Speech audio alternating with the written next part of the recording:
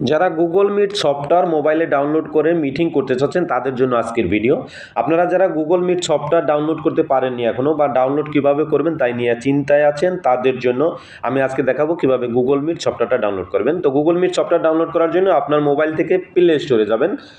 যে কোনো software download করার জন্য আপনাদেরকে প্লে স্টোরে তো যেতেই হয়। প্লে স্টোরে যাবেন এবং এই সার্চ বাটন আছে দেখেন নিচে, এখানে ওপেন করে সার্চ দিবেন গুগল মিট লিখে, GOOGLE গুগল মিট।